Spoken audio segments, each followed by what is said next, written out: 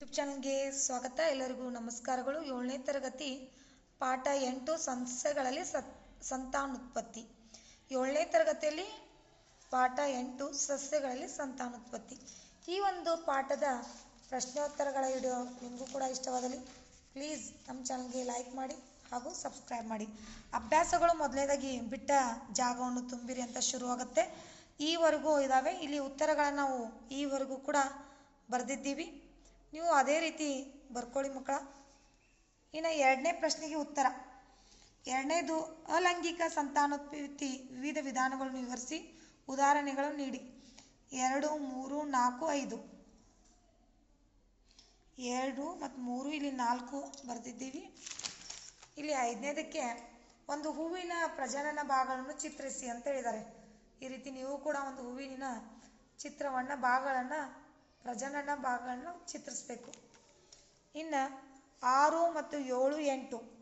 6ನೇ ಪ್ರಶ್ನೆ ಸ್ವಕೀಯ ಪರಾಗಸ್ಪರ್ಶ ಹಾಗೂ ಪರಕೀಯ ಪರಾಗಸ್ಪರ್ಶದ ನಡುವೆ ಇರುವ ವ್ಯತ್ಯಾಸವನ್ನು ವಿವರಿಸಿ ಎಂದಿದ್ದಾರೆ. ನಾವು ಕೂಡ ಬರೆದಿದ್ದೀವಿ. ಅದೇ ರೀತಿ ನೀವು ಅದೇ ರೀತಿ ಬರ್ಕೊಳ್ಳಿ. ಇನ್ನು 9ನೇದು ಕಾಲಮಲ್ಲಿ ಕೊಟ್ಟಿರುವಂಥ ಕಾಲಮ್ 1 ಕಾಲಮ್ 2 ಮೊಗ್ಗು ಅಂದರೆ ಮೊದಲನೇದಾಗಿ ಮೇಫಲ್ ಅಂತ ಕೊಟ್ಟಿದ್ದಾರೆ. ಇದಕ್ಕೆ ಸರಿಯಾದ ಉತ್ತರ ಈಸ್ಟ್. ಇಲ್ಲಿ ಸರಿಯಾದ ಉತ್ತರಗಳನ್ನು ಈ ರೀತಿ ಬರ್ತಿದ್ದೀವಿ. ನೀವು ಕೂಡ ಅದೇ ರೀತಿ ಬರ್ಕೊಳ್ಳಿ. ಇನ್ನು 10ನೇ ಪ್ರಶ್ನೆ ಒಳಗೆ ಈಗ ಈ ರೀತಿ ಸರಿಯಾದ ಉತ್ತರವನ್ನು ಚಿಹ್ನೆಯಿಂದ ಗುರುತಿಸಿ ಎಂದರೆ ಒಂದು ಸಸ್ಯದ ಪ್ರಜನನ ಭಾಗ ಇದರಲ್ಲಿ ಯಾವುದು? ಎಲೆ, ಕಾಂಡ, ಬೇರು, ಹೂ. ಸರಿಯಾದ ಉತ್ತರ ಹೂ. ಇನ್ನು ಪುರುಷ ಲಿಂಗಾಣು ಮತ್ತು ಹೆಣ್ಣು ಲಿಂಗಾಣು ಸಂಯೋಗಗೊಳ್ಳುವ ಪ್ರಕ್ರಿಯೆಯನ್ನು ಹೀಗೆನ್ನುವರು. ಇದಕ್ಕೆ ನಿಷೇಚನ. ಇನ್ನು ಬಲಿತ ಅಂಡಾಂಶವು ಹೇಗೆ ಮಾರ್ಪಾಡಾಗುತ್ತದೆ? ಹೆಣ್ಣು.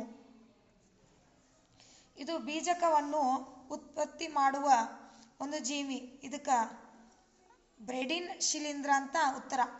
ಇದಕ್ಕೆ ಇಲ್ಲಿ 4 ಅದಾವ. ಇನ್ನು ಕೊನೆಯದಾಗಿ ಇನ್ನೂ ಒಂದಿದೆ. ಇದು ಬ್ರಯೋಫಿಲಿಮ್. ಇದರ ಮೂಲಕ ಸಂತಾನೋತ್ಪತ್ತಿ ಮಾಡುತ್ತದೆ. ಎಲೆಗಳು. ಸರಿಯಾದ ಉತ್ತರ ಎಲೆಗಳು. ಇಲ್ಲಿಗೆ ಈ ಒಂದು ಪಾಠದ ಪ್ರಶ್ನೋತ್ತರಗಳ ಮುಕ್ತಾಯಗೊಳ್ಳುತ್ತದೆ. ವಿಡಿಯೋ ಇಷ್ಟವಾದಲ್ಲಿ ಪ್ಲೀಸ್ ನಮ್ಮ ಚಾನಲ್ಗೆ ಲೈಕ್ ಮಾಡಿ. ಅದೇ ರೀತಿ ನಮ್ಮ ಚಾನಲ್ನ ಸಬ್ಸ್ಕ್ರೈಬ್ ಮಾಡಿ. ನೀವೇನಾದರೂ ನಮ್ಮ ಚಾನಲ್ನ ಫಸ್ಟ್ ಟೈಮ್ ನೋಡ್ತಾ ಇದ್ರೆ ಪ್ಲೀಸ್ ಸಬ್ಸ್ಕ್ರೈಬ್ ಮಾಡ್ಕೊಂಡು ನೋಡಿ ಅಂತ ಹೇಳ್ತಾ ಥ್ಯಾಂಕ್ ಯು. ಧನ್ಯವಾದಗಳು.